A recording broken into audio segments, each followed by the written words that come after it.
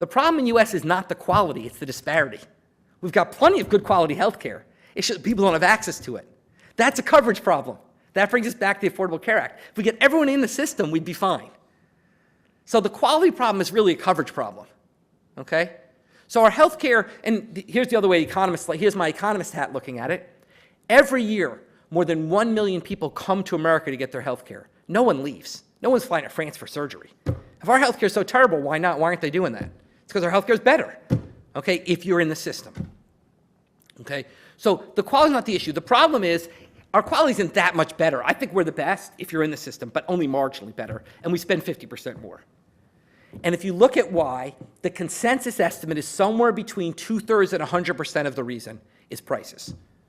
It's not really, we used to think it was sort of half that we did more stuff and half prices. We're increasingly shrinking the share that we do more stuff. Actually, if you look at the amount of stuff we do to people in the American medical system, it's not that much more than other countries. The big difference is we just pay a ton more for it.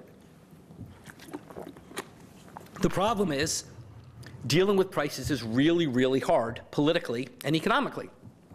Economically, it's hard because the way other countries, what every other country in the world does on healthcare prices, they regulate them. They just say, we, the government, decided what a hospital day can cost. Well, that is putting a lot of power in the government that Americans are not comfortable with and maybe shouldn't be comfortable with. It's not clear the government's going to do a better job on this and figuring out what the right price is to pay for healthcare.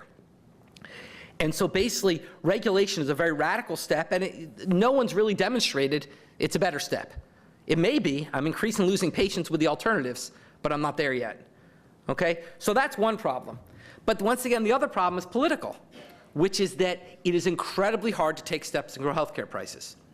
So let me give you my favorite example of the day. Under Medicare, you get two kinds of drugs. There's the Medicare, once again, is universal coverage for the elderly. There's the drugs you get at the pharmacy, and that's covered under what's called Medicare Part D, which President Bush Jr. introduced in 2003.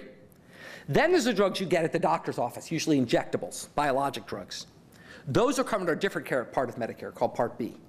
And the way Part B reimburses the doctor is that they give you a shot, is they pay the doctor 7.5% of the cost of that drug. So if Jason walks in the doctor and I give him a shot that costs $100, I get $750. If I exert the same pressure on a shot that costs $1,000, I get $75. That makes no sense, right? It's the same shot. Okay, it's just what's in the syringe. And so 20 senators wrote a letter to President Obama a number of years ago saying, this is an outrageous system, we need to fix this. I don't think they used outrageous, but you get my point, okay?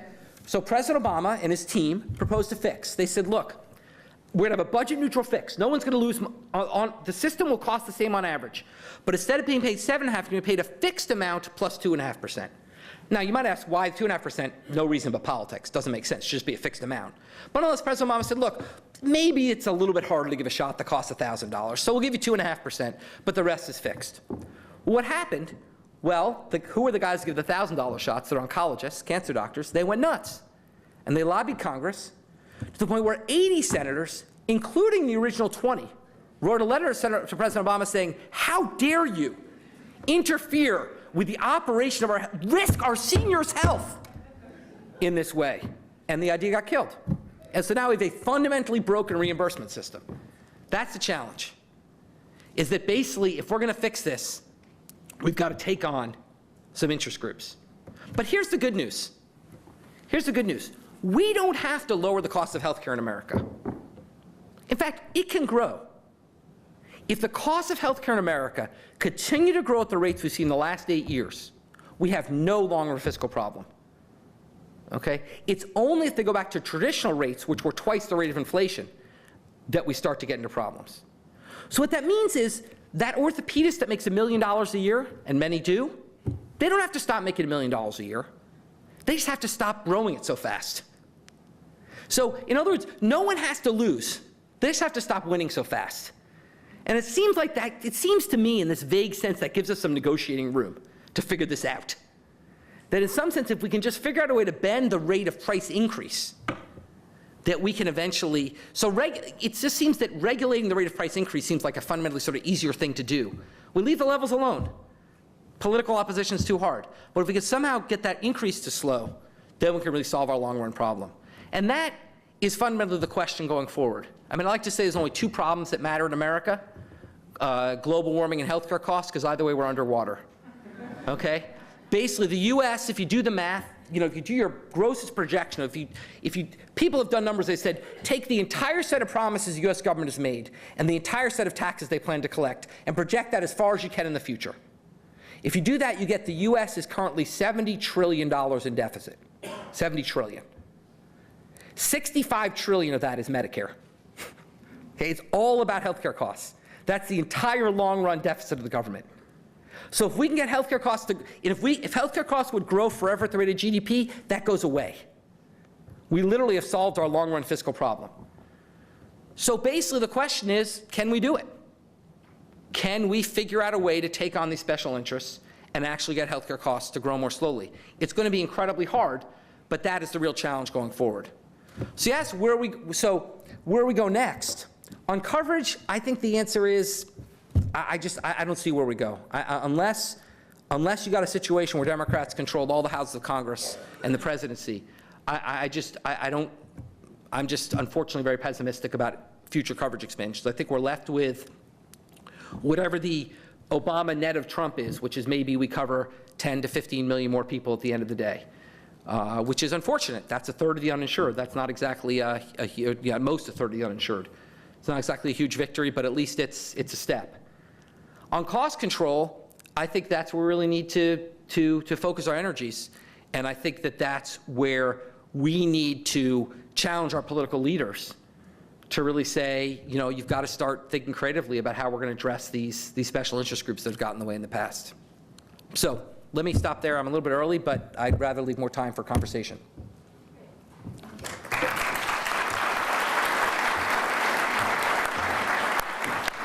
Whichever chair you're comfortable with. Great. Thank you very much. Now I'd like to invite to a conversation Dr. Laura Daig, an assistant professor in the PSAA department. She earned her PhD in economics from the University of Wisconsin. Her doctoral fields of study were public economics and labor economics, but her specific area of expertise is health economics. She was the 2015 recipient of the National Institute for Healthcare Management's Research Award for her work on Medicaid premiums. She's currently an affiliated faculty investigator with the University of Wisconsin's Population Health Institute and health policy research program scholar with the Texas A&M School of Public Health.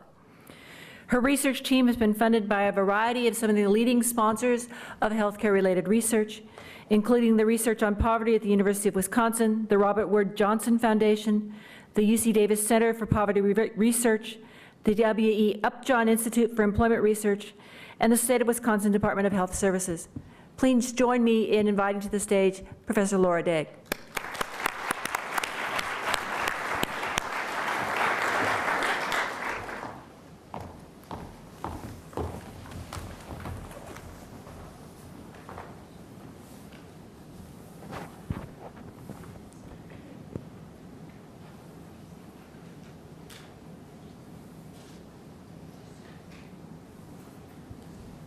Thanks.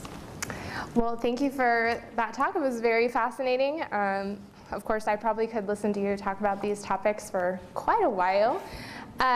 We have a few questions that I've written up for you, and then some questions from the audience that I'll integrate with these. Great. So I'd like to start with kind of a general question about the role of government. You talked a little bit about this. Thinking about healthcare markets more generally than just insurance markets. So I myself originally wanted to study healthcare markets because they're super fascinating. There's lots of market failures, and that's one of the things that makes them fun to think about. Can you maybe outline for us some of the reasons that healthcare markets are complex and interesting to economists, and the flyover overview of this? Well, first of all, it's great to be here with Laura. I think one of the most positive developments that I've seen over the last 5-10 years is just an explosion of talented young people doing health economics. I'm old enough I get to say young people now, or kids, doing health economics, and Laura's part of that group, and we just got, it's great. I think if we can figure out a way to get expertise to break through, we're in good shape, because we're creating a lot of great new experts in this area. So, the role of government, obviously, could go on and on about that, but basically, as I said, we start with a situation where we're kind of a neat starting point. We're half government, half private in the U.S. in terms of spending. And I think the key thing to have a balanced view of this is, first of all, to recognize that healthcare markets don't work in a way many other markets work. And this goes back to a famous article by 1963 by a Nobel Prize winning economist, Ken Arrow. And he just talked about even 1963, just with our basic economic tools back then, just talked about all the various reasons. I mean, just think about them. You're buying products with highly imperfect information. You don't know how good the doctor is. You don't know what they're recommending. Okay, that's a problem in the market. Okay, your doctor has imperfect information about you. He doesn't know how you're going to behave, how you're going to react to what he does. That's a failure in the market. You've got hospitals that are monopolies. Now, there's two kinds. There's monopolies like there's a hospital in Nantucket, the island off Massachusetts. That's a monopoly because if you're sick there, where else are you going to go? But actually, there's lots of monopolies. The Mass General Hospital in Boston. I mean, Boston, you cannot fall down without hitting a hospital. They're everywhere. But the Mass General Hospital can still charge twice as much as everyone else. That's not a fact. That's a rough calculation. Twice as much as everyone else, okay, because it has a reputational monopoly. That's the best. You got to go there. We have all these incredible imperfections in this market. So nothing drives me more crazy than when I'm talking to people, or sometimes maybe if I'm on Fox News, and people say, well, we should just let the market work. The market will work. Why don't you let the market work? The market doesn't work here. Okay, it's clear. No one who's thought deeply about health economics thinks the market works well along a number of aspects of the health economy. That means that's the role for the government. That doesn't mean that role has to be government spending. For example, let's take the health insurance exchanges. So the health insurance exchanges are a government-organized marketplace. The idea here is that the private marketplace, that people facing unfettered choice across health insurance plans, it will be confusing, and people will not get the clear details. Health insurance plans are complicated. Okay? So what we've done with this exchange is try to organize choices in where people still have plenty of choice. Okay? So plenty of choice of plans, but in an organized way where you can say, okay, I want a pretty generous plan, so at least I'll pick this tier. Now within that, I can compare across plans. We saw organized choice. There's a government intervention that is not in any way telling you what to do. It's what we call benign paternalism. We're not telling you what to do, but by organizing your choice in a helpful way, we're making those choices easier. So there's lots of ways governments come in. Unfortunately, the biggest role for the government, the biggest question right now is regulation of prices. And that's not, you can't have a light touch on that. So that, to me, is the biggest question going forward in government role. Thank you. So in your talk, you referred to the three-legged stool of the ACA. And one of the pieces of that stool is, of course, the mandate. And as we know, the Tax Reconciliation Act passed in December makes the penalty for not having insurance zero. So I'd like you to talk about how important you think this change is going to be going forward. So I don't think, well, what evidence do we have on this? So basically, we're in sports country, so I'll use a sports analogy. I'm sure none of you ever gambled on sports. I wouldn't mean to suggest that. But suppose you had ever gambled on sports. You might know that the way sports gambling works is there's a bookie in the middle. And the role of the bookie is not take any risk, but to essentially get as many bets on either side so that they cancel out and he just makes his big on the top, just makes his profit on the top. Okay? So basically, insurers are bookies. Okay? They just want a nice predictable distribution of risk, and they just want to make their profit on the top. Now let's say you said to a bookie, there's a game between the Cowboys and the Texans. And let's say I don't know, this year, I guess the Cowboys are probably, let's say the Cowboys are favored by 7. That means that the spread has been set such that an equal number of people are willing to predict the Cowboys will will win by more than 7, as willing to predict the Cowboys win by less than 7, okay, or lose. Okay? So the bookie sets those odds, takes his bets. Now imagine you went to that bookie at halftime when it's 20-0 Texans and said, you have to reopen your books and allow people to bet at the pregame odds. What would happen? Everybody bet in the Texans and he'd go bankrupt. Okay? Well, that's what we do when we tell insurers they have to sell insurance at a fair price. But don't tell people they have to buy insurance. If we tell insurers you have to sell insurance to everyone at the same price, but let people wait till they're sick to buy insurance, insurers are going to lose their shirts. And that's not a theoretical conjecture. In 7 states tried this, and in 7 states the markets collapsed. That's why you have to have the mandate. Well, let me back up. That's why you have to have some mechanism to ensure that people come into the market to keep the prices fair. Now, there's multiple such mechanisms. One mechanism is the mandate. Another mechanism is subsidies. Another mechanism is paying people to come into the market. The Affordable Care Act used both mechanisms. It used individual mandate, and it used tax credits or subsidies. One of those mechanisms has now gone away. The other one's still in place. Indeed, 85, probably more like 90% of the people now who buy health insurance in the exchanges buy it with their tax credits. So the question is, if you take away one of those pillars, which is the mandate, but leave the other one in place, how much will insurers lose their shirts and want to leave the market? We don't know the answer. That's why the range of estimates of the effect of removing the mandate vary from, some people say it's close to 0, to CBO said 13 million people lose health insurance. We don't know. So we're just going to have to see. The most preliminary, Benjamin Summers at Harvard School of Public Health just did the first real preliminary good study of sort of what is the effect of sort of the Trump changes on health insurance. And his estimate is about 4 million people have lost health insurance so far relative to what would have been with the Affordable Care Act. But that's before the Tax Act takes effect. So what we know for sure is people lose health insurance in the millions. What we know for sure is premiums will go up in the market because you've taken those healthy people out of the exchange. We don't know how, we don't know the magnitudes. Thank you. This question is a little bit more political. Okay. So as you talked about, the ACA was intended probably to be more of a bipartisan bill than it ended up being. And since it was based on Romney Care, but there was obviously strong opposition. The bill ended up being only passed with Democratic support. So knowing this ex post, do you think that this was the best possible bill that could have gotten passed? Or what are the most important policies you think were needed but maybe didn't get in because they had no chance? So let me be clear on that, as clear as I can be. This is opinion, but it's right. Okay? There is nothing that could have passed by putting in other pieces. Okay? And if you want to see a tour de, I mean, look, I'm obviously an Obama fan, but if you want to see a tour de force by a qualified president on carrying public policy, watch what President Obama did in January, February of 2010 at Blair House, where at that point the bill was in trouble. So he sat down with a room full of Republican and Democratic leaders in public and said to the Republicans, tell me what you want in this bill that will not lower insurance coverage. Tell me what I can do in this bill that will make sure we still cover as many uninsured, and I'll do it. And there's no ideas.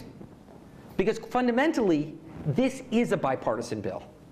Okay, let me say that in two senses. First of all, there is nothing to the right of the Affordable Care Act that would not either cover fewer people or cost much more money. There's never been a proposal, never, to the right of the Affordable Care Act that hasn't even covered many fewer people or cost much more money. That's one sense in which it's bipartisan. It's the rightmost bill that could accomplish what it accomplished. The second sense, which is bipartisan, was I was there for the writing of it. It was written by a group of 6 senators, 3 Democrats and 3 Republicans. Okay? And they were in the room until the town halls in the summer of 2009 when the Tea Party came out and told the Republicans they wouldn't support the Republican Party working on this. The Republicans dropped out. Even despite that, President Obama and Democratic leaders spent 2 more months, 2 valuable months, trying to get at least 1 Republican to support this, and they couldn't. Okay? There was nothing they could do. After those town halls in the summer, there was literally nothing they could do to get this law passed, except, dramatically scale it back. What they could have done is they could have said, fine, we're not going to cover as many people, we'll cover half as many people. That possibly might have passed. I don't think so. And my reason for not thinking so is you look at the repeal bills. The repeal bills, which remember is only a few years later, they not only got rid of all the coverage in the Affordable Care Act, they actually increased the uninsurance beyond where we were before the Affordable Care Act. So I see no evidence, both from my vision at the time and from what happened in this latest repeal debate, to think there's anything that could have made that law get a Republican vote. And that's just unfortunate in my view. So moving to thinking a little bit more about cost control, which you talked quite a bit about. One policy that was not in the ACA, which I think most people would agree with you that it was really intended to increase health insurance coverage rather than to decrease costs. But one policy that was not present was tort reform. Yet there's a persistent narrative that this is one of the major reasons for unnecessary health care spending. So would you like to talk why this was not in the ACA, and why do you think this idea is so persistent? So I gave a seminar on this very topic just a little while ago here at the Excellent Economics Department. I had a lot of fun. Tort reform is a very big topic. In fact, it's so funny. When I give a talk to a group of doctors, they say it's the whole problem. We have no idea. The estimates out there in the literature vary from tort reform having no effect to former HHS Secretary Tom Price saying it was at 25%. We could lower healthcare costs by a quarter by reforming the tort system. The reason it wasn't in the law is quite frankly, because it was a political constraint. The tort lawyers would not let any reform be in the law. I mean, basically, it was just like I talked about the bad actor doctors not letting there be cost control mechanisms in the law. The bad actor lawyers did not want tort reform in this law. Now, to be fair, one slight difference is with the doctors, I think there is sort of unambiguous evidence that you could make changes that would not harm patient health, that would lower costs. The evidence of tort reform is not as unambiguous. So to be fair to the lawyers and not be too mean to them, you cannot point to a single study which says unambiguously, you could, for example, you could reform tort in this way, and it would be purely a good thing. Okay? I'm being too wordsmithy here. Let me try to be clear. There's no study out there which shows that tort reform can save money without harming patient health convincingly. Okay? So as a result, the lawyers had a scientific leg to stand on, as well as a strong political one. Now, my study today, I've done a recent study where I argue looking at the military system, where actually active duty military actually are protected and they cannot sue. Their doctors are protected.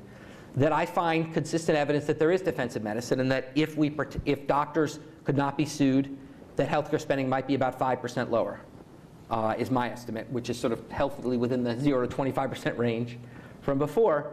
But that's one study, and the evidence is still out. So I think there needs to be more work. I think we need tort reform. I think basically we need to move in that direction. I think that the kinds of reforms, what's healthier about the conversation now is reforms about just capping it or not as constructive reforms about ways to have more sensible guidelines that doctors can follow. So I think we're moving in that direction. I think tort reform should be brought up. But I think, quite frankly, you're going to have the same political problems you have in regulating doctors, which is the lawyers are going to go nuts and spend a lot of money to stop it. Okay, thank you.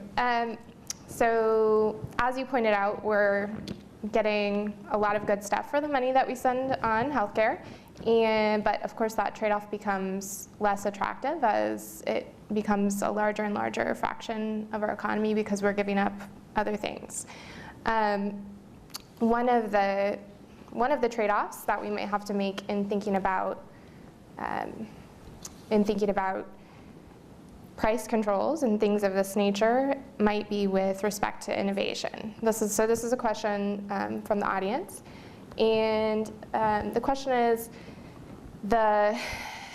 do you see lack of entry of new firms in medical care markets as part of the reason for the lack of cost-reducing innovations? Do you agree with that premise? Why do you think innovations tend to be cost-increasing? That's a great question and a critical topic.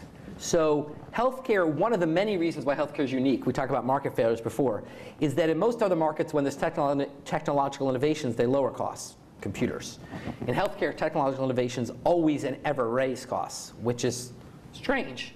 And we don't have the right answer. We think that a lot of it is our broken reimbursement system, where basically the more you do to people, the more you get paid.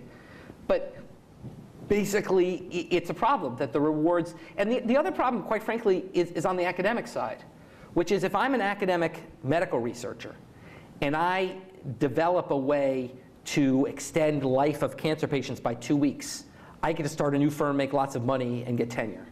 Okay? If I discover a way to lower the cost of existing treatments, no one cares. Okay? So partly it's the incentives on our academics, it's the incentives on our medical system. But the question raises is, if we regulate prices, will we see less innovation? And that's a concern. I mean, look, I can't tell you if we're ever going to regulate prices, healthcare prices in America, but I can tell you, if they regulate prices, they're coming for the drugs first. Okay, prescription drugs is where it's going to be leading edge.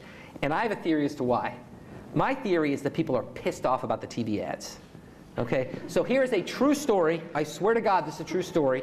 Okay, from a pediatrician friend in Lexington, who said a 9-year-old came into his office and said, "I'd like to talk to you about Cialis." and the doctor said, "Excuse me?" And he said, "Well, I was watching football and the ad said, talk to your doctor about Cialis." Okay, all of us who are of a certain generation have to explain to our children why the guy's throwing the football through the tire in the Viagra ad.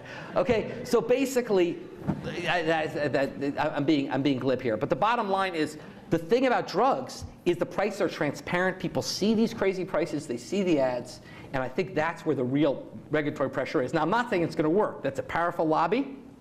I'm not saying we even necessarily should regulate drug prices. The big issue in regulating drug prices, and the point that drug companies make, is those high prices subsidize a lot of incredibly innovative research. And you do have to worry that that research will suffer. Now, it seems to me the answer is, let's have more of the research done outside the drug companies and have them charge lower prices. It seems to me we've got this artificial tie. In fact, indeed, much of the research that makes drugs great comes from government funding. And they piggyback on it to make a lot of money. So actually, I'm writing a book now arguing that the way forward for American growth is a much larger investment in research and development funding. And I think one advantage of much larger public research and development funding, I think one benefit of that is we can say to drug companies, look, you can't justify your high prices if we're paying for the R&D. So one of the underlying drivers of healthcare costs, which we haven't talked about at all, is undoubtedly the increasingly poor health of the population. Increasing rates of chronic illness, poor nutrition, lack of physical activity. How can policy address these types of problems, and why was nothing about actually improving health maybe part of the ACA? So there was a little bit about improving health part of the ACA. We, for the first time, made all preventive screenings in America free, which have shown to be cost effective. And we covered a free wellness visit for seniors under Medicare. And we allowed employers to actually introduce incentives for wellness to their employees. So that was all little steps, but there wasn't nothing in the law. The problem with wellness is it makes all the other political problems I talked about combined seem trivial. Because you got to tell people not to eat fat. How are you going to tell people not to eat fat? I mean, it's impossible. So basically, the trick is, look, I'm a health economist, Laura's a health economist, we love what we do. We got to admit nothing we do is important as whether you smoke or drink or get shot. Okay? That's what matters. Okay? And the problem is, those are very hard things. The get shot is obviously loaded right now, so to speak, so we'll leave that alone. But those are things which are very, very hard for the government to intervene in. Okay? Now, the good news is I would have said the same thing about smoking 35 years ago. And look how much we've done on smoking. We've done a huge amount of smoking rates have fallen precipitously, largely to public interventions. So the good news is there is a case study of the public's opinion allowing the government to play a role in reducing bad behavior. The bad news is smoking is the easiest possible case because every single cigarette's bad for you. Compare that to drinking, where the first couple drinks might be good for you. Or eating, where certainly the first calories are good for you. Okay? Those are way harder than smoking. It took us like 50 years to tackle smoking. So I think wellness is an important issue. We've got to focus on it. But God, that's like so far down the road. So this is partly motivated by an audience question as well. So you made a highly controversial point a few years ago about the political advantages of a lack of transparency in enacting legislation, which you apologize for. To me, this highlights one of the challenges that academics face when they're entering the realm of public policy, politics, and media. So what role do you think that academics should play in this realm, or what advice does your experience lend you? Academics should play a much larger role. And to me, the episode around that was horrific. And from the death threats I received to the money I had to spend on lawyers' bills, it was awful. But to me, the worst part of it is overhearing someone saying, oh God, I would never want to do what he did because look what happened to him. And that is awful. Because right now our biggest problem in America is fake news and alternative facts. And the only way we combat those is by people like you and the people in the audience actually having their voice heard in the policy realm. And if this has a chilling effect, if my episode has a chilling effect on people, it makes me distraught, because that just continues our cycle. Quite frankly, we're at like a turning point for democracy in America. And basically, regardless of right or left, in some sense, if we don't get a handle on the role of truth in political debates, if we don't actually get people to focus on what's true and what's not, we're screwed. And that involves academics getting involved. So my lesson is, be a lot better speaker than I am. Realize when the cameras are rolling. But quite frankly, do more of it, not less of it. Are there any final thoughts that you'd like to leave our audience with tonight? No, look, I thank you very much for having me, and I am truly sorry I messed up the name of the university. That's unacceptable. Great, thank you very much. Thanks.